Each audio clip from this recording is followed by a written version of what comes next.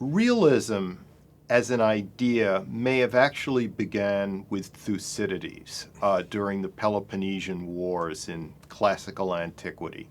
Thucydides characterized three kind of motives of human behavior: fear, phobos; self-interest, kerdos; and honor, doxa. And these three things cannot be denied. They have to be worked with and manipulated in order to get a positive political result. Realism is really works on a sadder, more limited reality in foreign affairs than it does in domestic affairs. In domestic affairs, we have laws and regulations so that we don't have to physically fight with each other. But in the international realm, given that there is no night watchman protecting nations, nations periodically fall into war and conflict, and that's where realism has more relevance. Realism is about interests over values, because although nation states may periodically operate from an idealistic point of view, from a point of view of humanism or love, the fact is most of the time they're concerned with their naked self-preservation. So realism doesn't explain everything in the human political condition. People fall in love with people who are ugly and won't better their stations in life. People make a lot of decisions out of idealistic motives, but realism is a start. Realism also values order over freedom, because realism understands that without a semblance of order, there can be no freedom in the first place. So again, realism is a start. It's not a complete description of the human condition. Well, I think it's also an incomplete one and insufficient one. In foreign policy, I find it very difficult to imagine an idealistic foreign policy without taking into account the realism. I mean, what does it mean not to take realism into account? So if the regime is a moral one, it also has to survive. And the decision of how it survives is not always in the hands of those doing it. At the same time, if it's merely realist, if it has no moral project, it has no moral end, it's a form of barbarism. We know in our own regime how our greatest presidents handled the question. Abraham Lincoln, who clearly had a moral project in mind, both the preservation of the Union and the abolition of slavery. I mean, that was seriously something that was of concern to him. At the same time, he knew perfectly well that he couldn't achieve these ends without making deals with slave-holding states. There's an old saying that something he said, which was that I hope God is on our side, but I must have Kentucky. Yes. So, yes. I mean, here was a situation where he was prepared for the preservation of an ideal to dispense with it temporarily. And I think a lot of people have problems understanding the idea that Franklin Roosevelt had to ally with Joseph Stalin, a homicidal maniac, in order to defeat another homicidal maniac, Adolf Hitler. Who was better morally, Hitler or Stalin? I mean, it's very difficult to decide that. What you can say, however, is that, and I'll put it this way, that idealism, morality, has to be surrounded by a bodyguard of cynicism. Yes. In fact, there's a book written called The Hard Hand of War by an Ohio State University scholar, Mark Grimsley. And what it's about is about how Lincoln basically directed that the war, in the last year of the war, be brought against Southern civilians. That he okayed, I think it was Sherman's, war against the civilian population in order to end the Civil War faster and therefore save lives in the long run.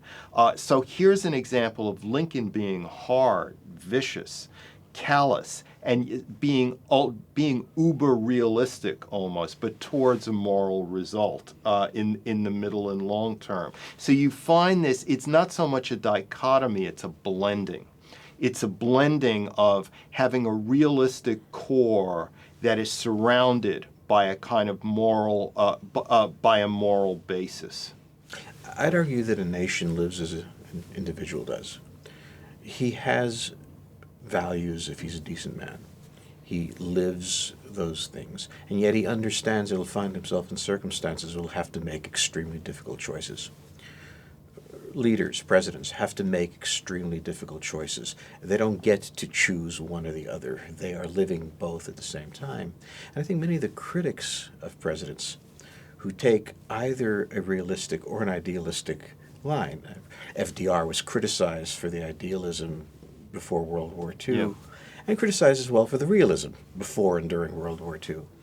That unless it's understood that a human being confronts these things and has to dirty his hands both ways, we've wound up in an unfortunate argument in American foreign policy between idealism and realism.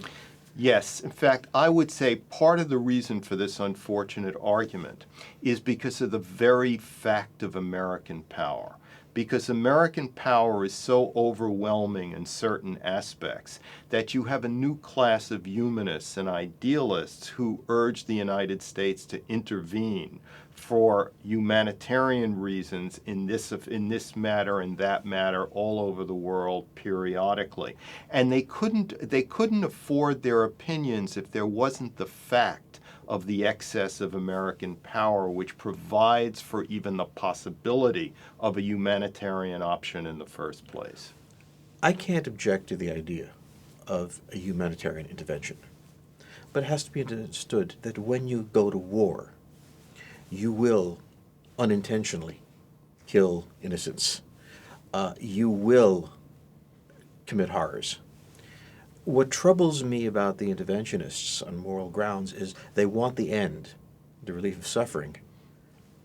They demand the means, intervention, but they don't want to pay the price, which is a horror of war. Yeah, and there's another aspect of realism which is relevant to this. It's you only dance with who's on the floor. You only work, as Machiavelli said, with the material at hand. And many of these interventionists don't want to work with the material at hand in foreign places, i.e. foreign dictators, who may provide more security than any situation of quasi-anarchy or full anarchy that would result after their toppling. Yet at the same time, we have to understand it's a slippery slope. You start with, I am willing to work with Stalin. And then it becomes easier and easier to deal with viler and viler regimes. And at a certain point, realism becomes a form of pseudo-toughness. I am prepared, the realist will say, to deal with anyone that supports the national interest, whoever he is, and yet forgets that the national interest is somehow bound to a moral end. That if you must, as Roosevelt had to, deal with Joseph Stalin, you do it. But you don't do it with pride. And more importantly, you don't do it frivolously. Probably the best example of this, George, is Lord Palmerston in the middle of the 19th century, who was beloved of the liberals, who believed in the liberal project, but sadly concluded that he had to support any tribal chieftain who would seek to impede Russia's thrust southward towards British India, and he would support any tribal chieftain who would push Britain's thrust northwestward towards Russia. And he did this while, as I said, supporting the liberal project. It wasn't pseudo-toughness. He was aware of the contradictions of policy. But at the same time, it could become pseudo-toughness. Having said that we will support anyone who impedes the Russians, you can now invoke the same principle in much more frivolous ways. To the extent that the United States supported Latin American military regimes, there's a serious question of whether this was necessary, desirable, praiseworthy. At a certain point, you decide that being realistic means being able to dance with the devil. And then you keep dancing with the devil and asking him on dates. And I think this is one of the problems, whereas on the whole, I would support the realists as what is my alternative, but reality. It also has to be remembered that an integral part of reality is the purpose of the regime that's being protected.